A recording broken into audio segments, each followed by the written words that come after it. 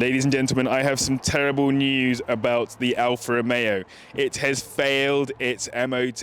And so if we're gonna get this car to pass its MOT anytime soon, there's a lot of work that needs to be done. But you know that already if you looked at my other videos on this car. Now, as you know, I bought this Alfa Romeo for just £3,300, the cheapest one in the country at the moment being around 10 grand. So we didn't expect it to be perfect. And today we're gonna try and get it as close to perfect as possible so I can finally, hopefully, pass my MOT, but there's some serious work that needs to be done. Let's get straight into it.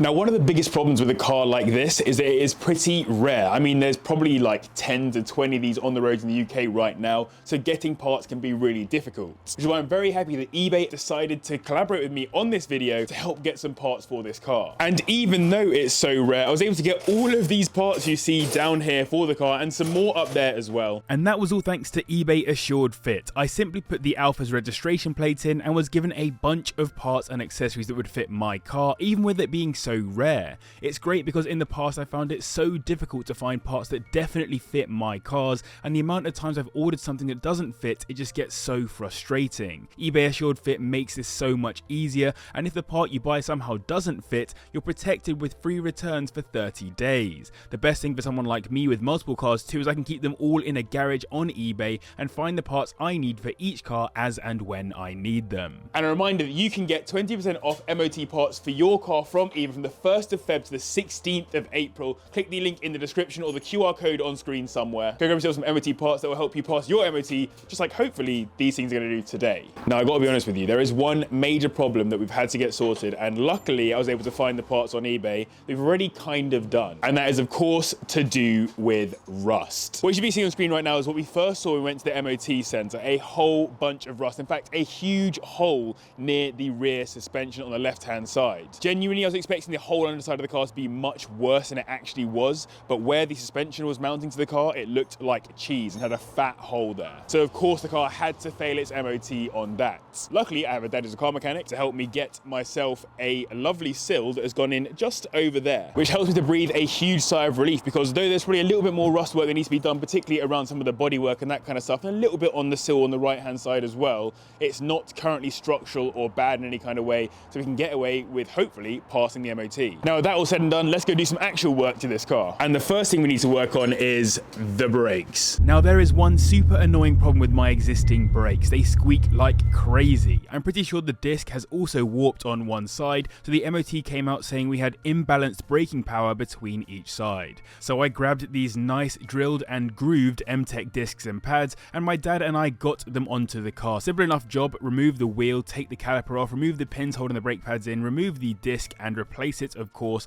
and then put it all back together. Sadly, it was made a bit more annoying by some of the rusty components and bolts, so I left my dad to get on with that while I got on with something else. We'll check back in on him later.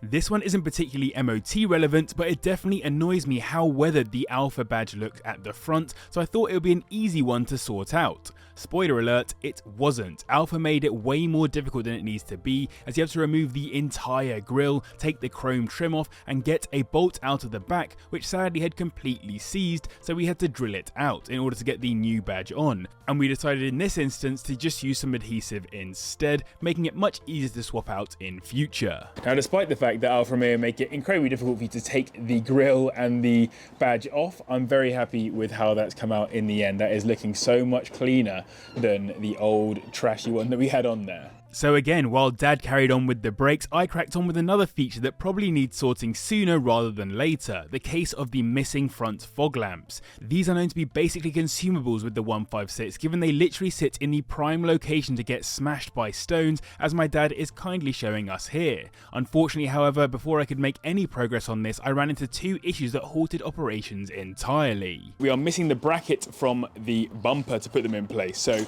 need to get a bracket fitted for that, which we'll do another day.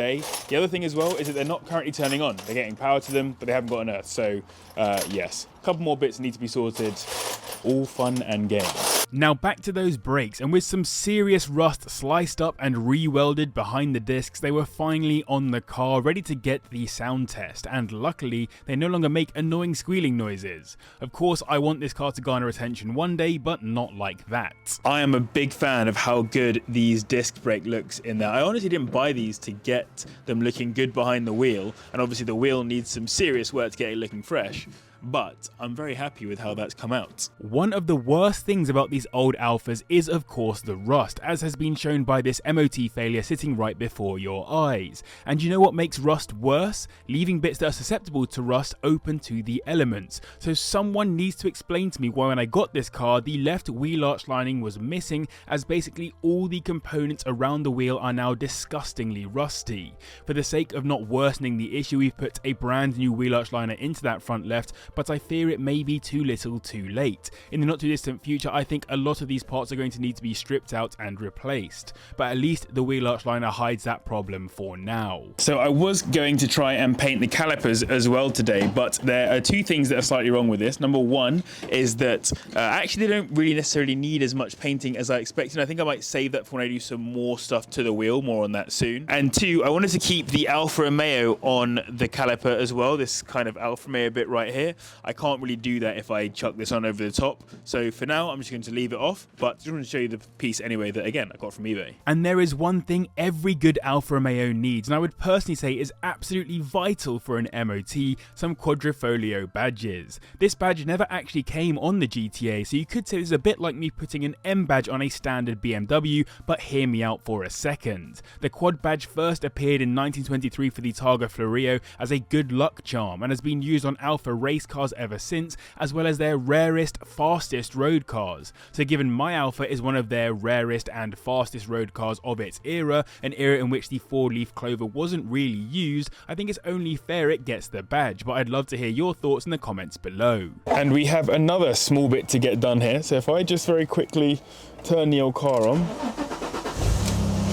this window goes down, this window goes down, the rear right one does as well, but that one there does absolutely nothing. So got a new motor to put in that. This is one of the most fiddly and difficult jobs to do on a car. You've got to remove the door card, remove the sound deadening, and somehow contort your hand to be able to get into the back of the door, blindly removing the old motor and fitting in the new one. We did, however, find that we couldn't get the switch to raise or lower the window, even though it would work when attached to its own power source. Luckily, we worked out the front switches for the rear window did work, and now it's literally the best performing window in the car. I might have to switch out all the others too. So that was crazy. So we've got it working now on the rear window, which is nice. So it's going up and down, but only using the front switches. The rear ones aren't working. I'm pretty sure, well, I'm guessing at least, that it's to do with a child lock system stopping the rears from going. Unfortunately, despite having had this car for a couple of months now, I have no idea where the child locks are at all. So get that sorted at some point. By the way, I do think it's actually quite crazy that despite this car being so ridiculously rare, we can get all of these parts for it on eBay, both new and used parts as well. I mean, like new parts like the window motor and old parts like the fog lamps. So I'd love to hear your thoughts in the comments below. When you buy stuff from eBay, do you normally buy new or used? What do you prefer? For me, with this car, I'll just take what I can get. I'll be dead honest with you. And one more major job to do to the car to get its MOT ready is getting the exhaust to actually be held in the car, because right now it's basically hanging freely on the anti-roll bars. And in order to fit that exhaust back in position, I have got these. They are simply, well, they were perished underneath the car when I looked at them at the MOT. So just chuck these new ones on and hopefully that exhaust will come back up to correct position. Now, unfortunately, as I think is likely to become a bit of a theme with this car, we had to change plans completely. There was just too much rust on the old hangers for the exhaust, so rather than me simply attaching the rubber to hold the exhaust in place, Dad grabbed out the welder and built a new hanger from scratch that could then do the job instead. But with that all said and done, the exhaust finally is in the right spot and doesn't scrape on speed bumps. And so with all that done, it is time to take the car home, and hopefully, when I take it to MOT tomorrow, it will pass. Let's see how this goes. I have some incredible news for you. It passed its MOT. It passed its MOT. Absolutely insane. It was mostly the rust, obviously go over the line, but the rust and the brakes were the two things that were showing up on the report as being really bad, needing to change. got them done, and here we are. Amazing. And of course, I have to thank eBay again for the partnership on this video. Without them, it wouldn't have been possible. Without eBay Assured Fit and MOT, there's no way this car would have passed MOT. I would have never been able to find the parts for it. A reminder to always check out eBay Assured Fit whenever you're looking for stuff for your car. Enter your reg number, you should find a whole host of stuff that should fit. And don't forget, you can get 20% off MOT products between the 1st of February and the 16th of April. So get on eBay and go get those parts. And a huge thanks as well to my dad for helping me with so many parts of this car. We'll have seen loads of him in this video helping me out. Really do appreciate it. Thanks for watching, thanks to the patrons, and I'll see you in the next one.